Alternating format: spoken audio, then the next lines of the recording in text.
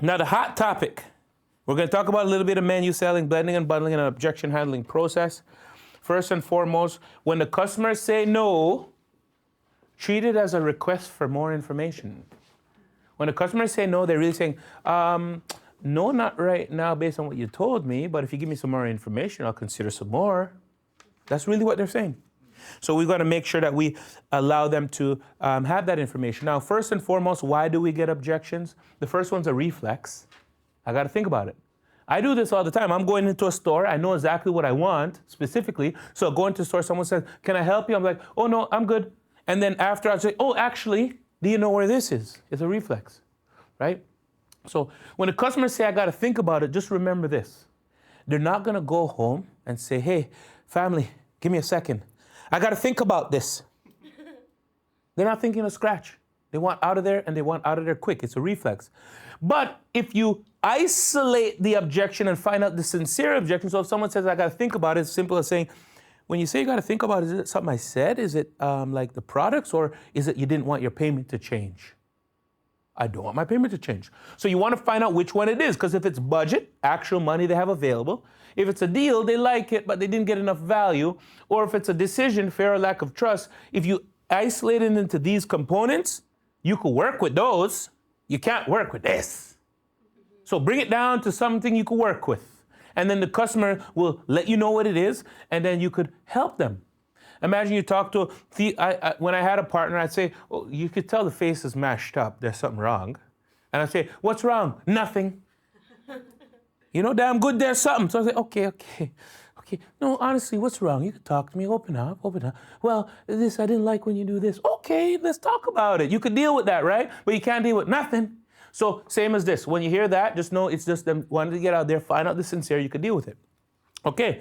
Now the beautiful thing is, you notice how I finished off saying, is it something I said? Is it the value of the products? Or is it you didn't want your payment to change? Guess what they're going to hold on to? Exactly, because you want them to be guided there. If you said, what's wrong? Like, why did you say no? They're just going to say, I got to think about it. So get them to figure it out so you could because you could work. When they say, I don't want my payment to change, mwah. Stephanie's fave. You could do that. So, sign here. Now, by failing to prepare, you're preparing to fail. So, you know what always intrigues me? When you're in sales, how many of you sold cars? Okay. So, when customer comes in, you meet them, you do a well-scripted greeting, build rapport, product presentation, demo, service walk, evidence manual. You're ready to close them. You go to the manager, you get the numbers, you present it to the customers. Do they say yes at the first go usually? Usually no. You work the deal. You work the deal. You're prepared for a no so you can work the deal.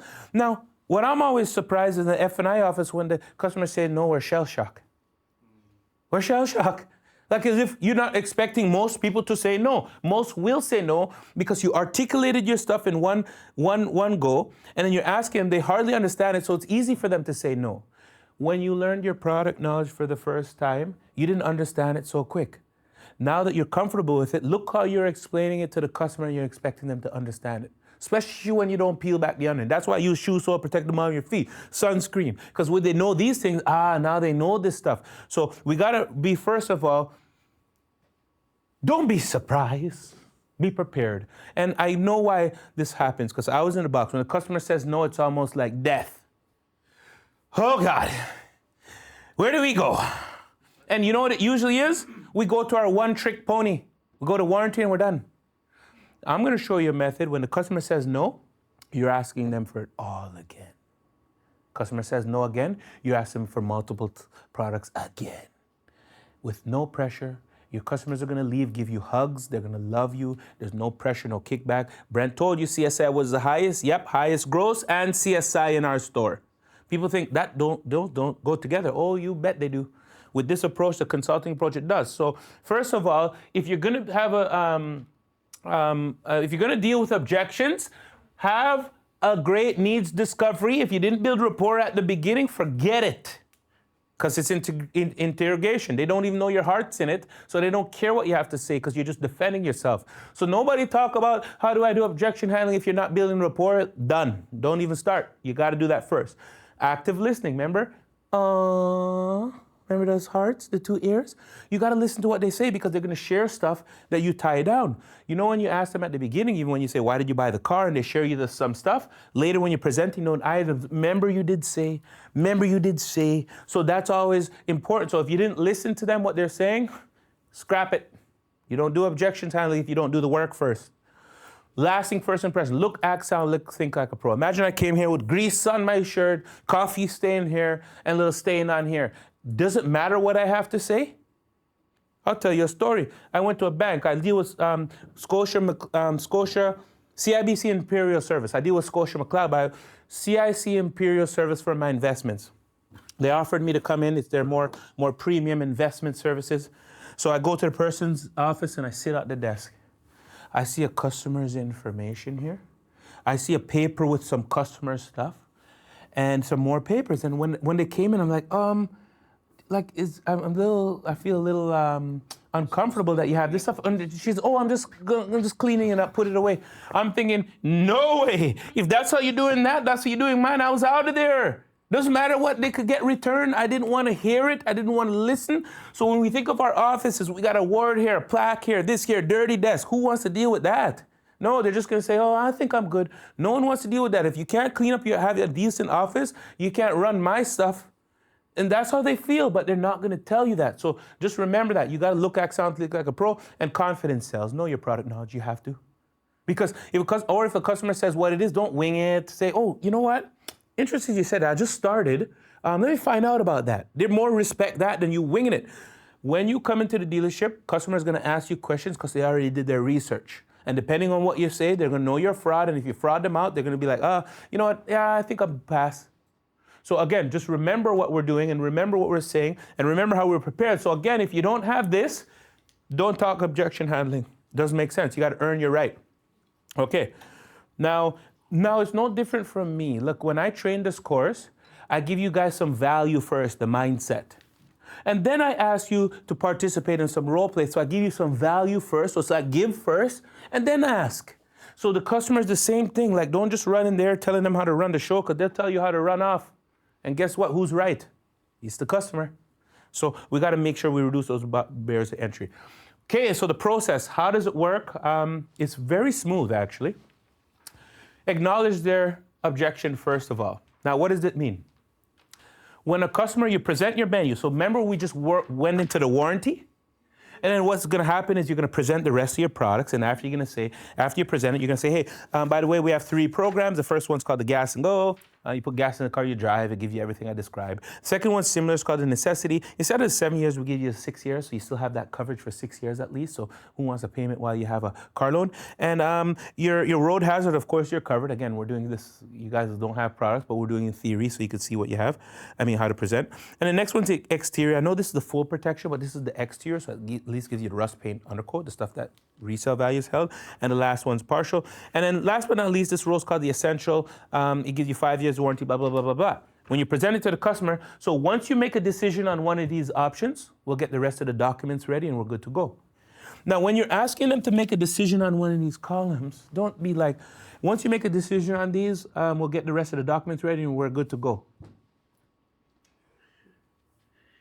How desperate is this? Customers, you're in the customer's face waiting for them to make a decision. That's why I like ain't no thang approach. Ain't no thang but a chicken wang.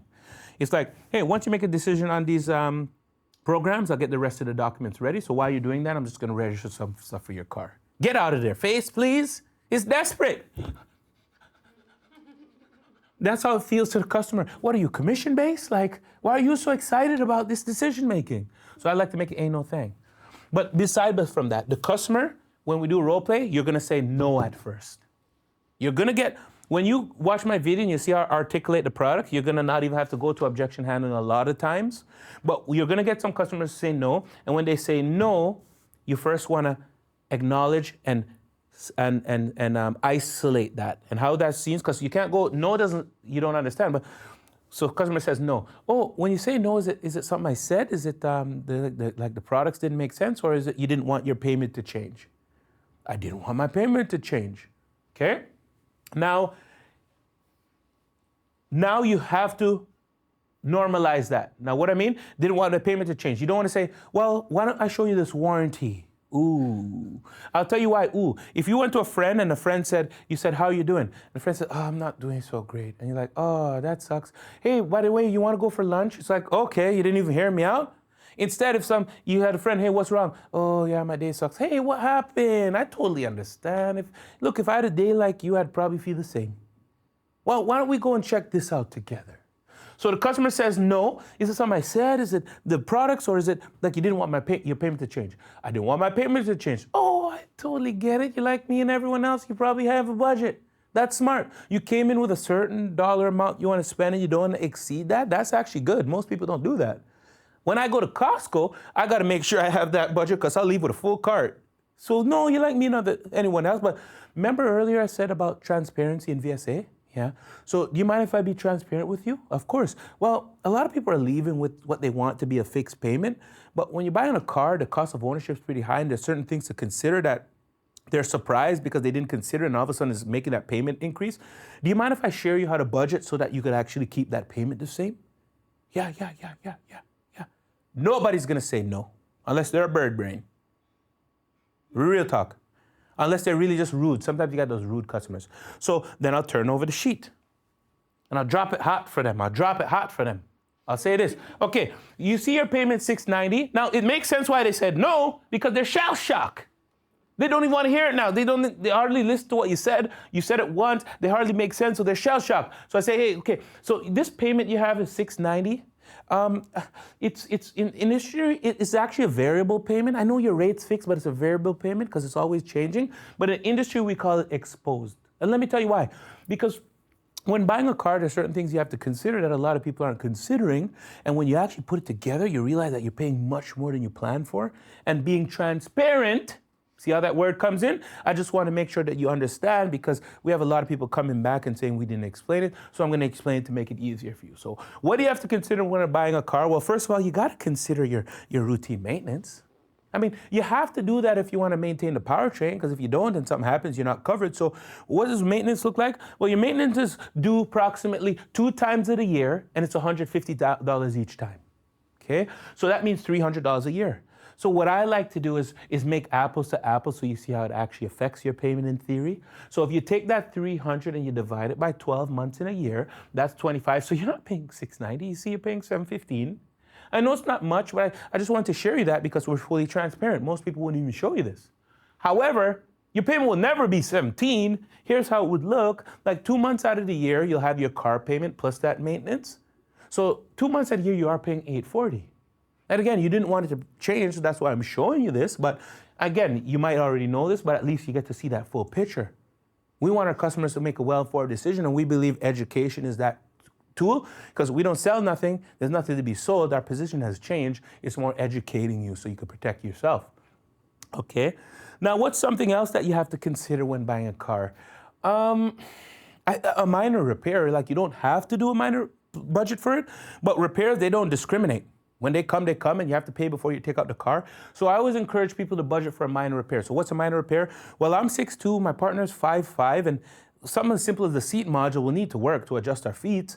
So a seat module will consider a minor repair. I'm not going to talk about that screen you talked about or the mitigation system, because that's a lot of money. The idea is not to scare you, but it's to show you the impact. So a minor repair. So first of all, how long would that seat module take? Well, they have to diagnose it, take it apart, put the new part in.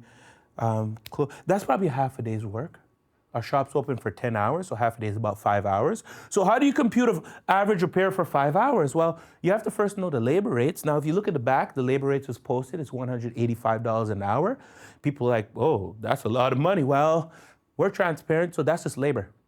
The rule of thumb is parts is approximately double what labor is. So here's how it looks. Your labor is $185 an hour. Now, parts, the reason why parts is double labor, you'll remind them, is because remember I told you they don't fix stuff, they replace it? Yeah, if your cell phone goes, do you fix it or replace it? Yeah. We have mechanics, not tech, so that's why that average repair is 2 times, so that's $370. But we like to be transparent here at Applewood, so we show you that full number so you know before you leave. Now, what does that mean? That half a day job, 5 hours times 555, that's $2,775. So remember earlier I said it's about $2,000. Well, I didn't want to scare you, but transparency is transparency. That's what it is. Now, what does this mean? Any given year, you get that repair. I'll show you what your payments are affected for that full year. 2775, if you divide it by 12, it shows you that affect your payment. So if you just have this oil change you have to do and one minor repair, you add that repair to here, your payment's $946 a month. That's just a minor repair and your oil change you have to do. Now, what do you think happens if you have another repair? That just number. So that's why I say it's variable, because there's no ceiling to it. A lot of people like to put a cap on it. Now pause. Now we're gonna get that customer say, but I have warranty for the first 3 years. Brutal. I'll tell you why. Okay, you have warranty for the first 3 years, yes, and you're right. We'll be giving you back the keys. But tech, again, you can't maintain. When it goes, it goes. So say the 4th year you got an issue, a minor repair at that, and it's 2775. Well, I'll show you what that means. If you take 2775 and divide it by 48 months, remember you're paying $690 for the full year? Well, it's like going back and adding $57 to each of those payments. So you see the customer even said the 3 years. Guess what? If they say I have 3 years, you divide it by the full term and it still affects their $57 payment. So they're back paying. They paid $690, but if you have this issue today and you take it back, it's literally like you just added $57 to your payment. So again, it's rooted in logic. Now, you guys have to hear this as well. When you look at it, don't it make sense?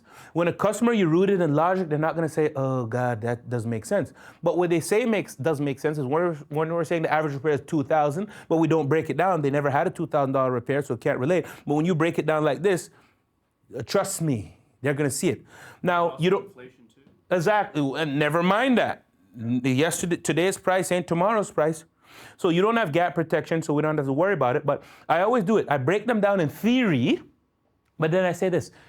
Your payment will never be $946. I'm showing you in theory why, because your payment's still going to be $690, but when you have to fix that car, you're paying your monthly payment will be due still, and your bill will be $34.65. And earlier you said you had $1,500 in your account if you get that information, right? And I'll say this, and you better hope you don't have an oil change that month, because that would be a heavy month. So the reason why we show this to you, because we want to make sure, remember I said Applewood's program reduced the overall cost of ownership? So do you prefer like more of a variable payment, either or? Do you prefer more of a variable payment, or do one of the fixed ones look better? Guess what?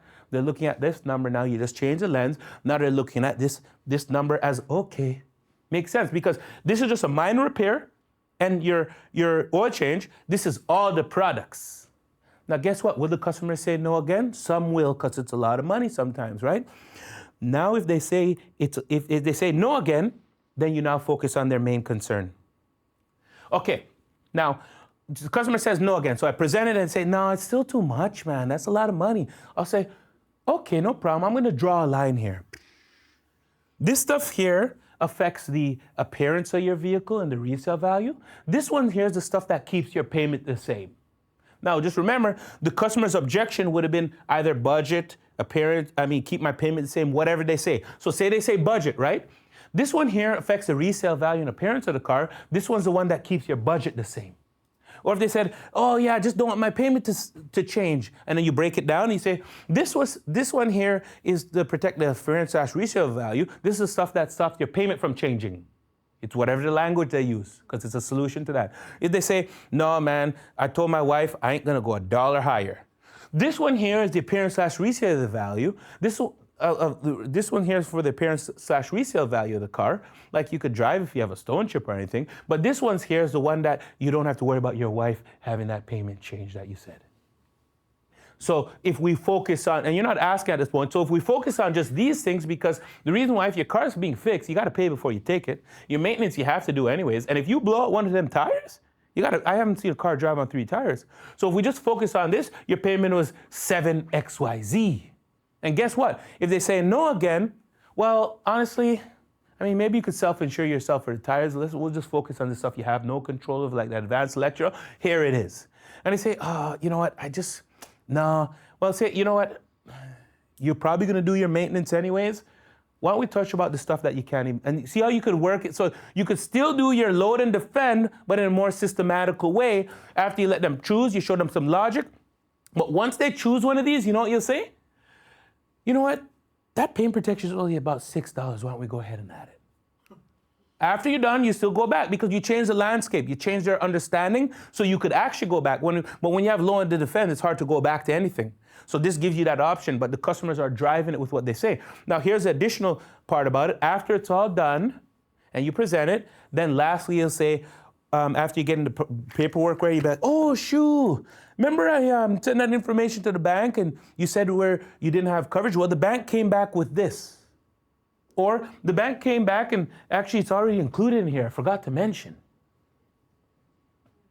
You touch in an area, and this is where you say, remember that area you said you didn't have coverage? Now you have coverage in it, actually. The bank has it secured. It's in this payment. So if you build your menu and you put a leg here, then you could say it's included in the payment. And if you don't put a leg here, then it's as simple as saying, hey, the bank came back with two options, actually, $5 or $15. The $5 one covers you for the first 2 years of the loan when it's the most liable. So if something happens, that's where you really need the coverage. But some people like to go for the full term. Which one do you prefer? It's the bank. Another way to present it. So it doesn't eat up your sales. It's at the end. Customers don't see us kicking back nothing. You didn't sell nothing. You're just educating them. You won't get he pounded on me or she pounded on me or they forced me. Nope, it's their decisions, but you're guiding them through it.